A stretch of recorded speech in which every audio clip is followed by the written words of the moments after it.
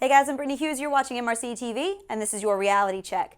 So another weekend, another string of terrorist attacks by crazy Islamists who think that the only way to serve their bloodthirsty God is destroy America and everything she stands for.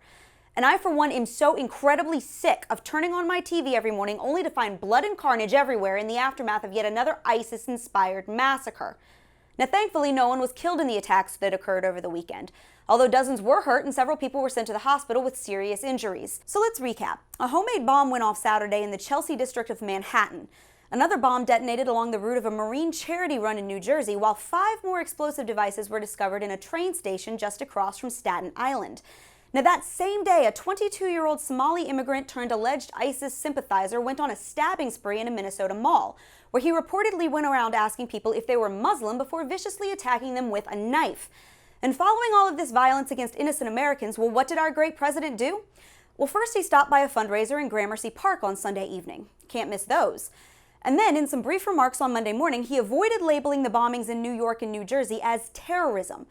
Now, he did call the Minnesota stabbings a potential act of terrorism, because apparently you have to give some nod to the actual truth after a guy runs around stabbing people while yelling about Allah. But other than the words Islam, Muslim, or Jihad, there was something else that President Obama avoided like the plague during his speech. Did you notice that he didn't call for the automatic confiscation of pressure cookers? He didn't lecture us like children against the dangers of butcher knives. He didn't say that we should start placing more federal regulations on what people can and can't buy from Home Depot to make sure that they can't kill a bunch of people with pipe bombs. It's funny how the only time weapons are blamed after a terrorist attack is when it involves a gun. But ironically, a man with a gun was the good guy in this story, so that talking point just doesn't seem to fit. That's right, the Minnesota attacker was put down in the middle of his stabbing spree by an off-duty police officer with a gun. Obama even commended this man's brave actions in the face of violence, but of course he never mentioned the fact that being armed with a gun was what helped the officer keep even more people from being hurt or even killed. Because that just doesn't fit the political narrative like it did with, say, the Orlando shooting, when we all got a speech about the evils of assault weapons. So let's get this straight. President Obama will not call out terrorism unless it's so blatantly obvious that it'd be embarrassing not to, and sometimes even then. He definitely won't call out Islam or a religious ideology that pretty well wants us dead 6 ways to Sunday. And all of these violent scumbags will be labeled lone wolves, despite the fact that someone somewhere blows something up or attacks a whole mess of people just about every day at this point.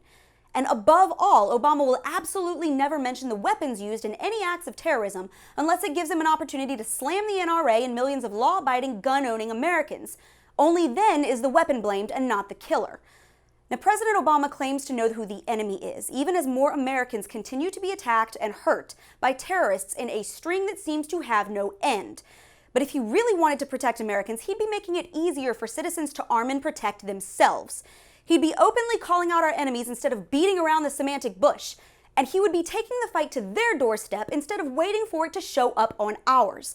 And while it might not solve all of our problems, this country would be taking a much harder look at who we let into our house and how they get here. And until then, all of this bleeding heart philosophy that thinks that peace comes through weakness will continue to ensure that everyone else bleeds right along with it. And that's your reality check, America. Stay sane out there. Thanks for watching, and make sure that you check out more videos just like this one on our YouTube page or at mrctv.org.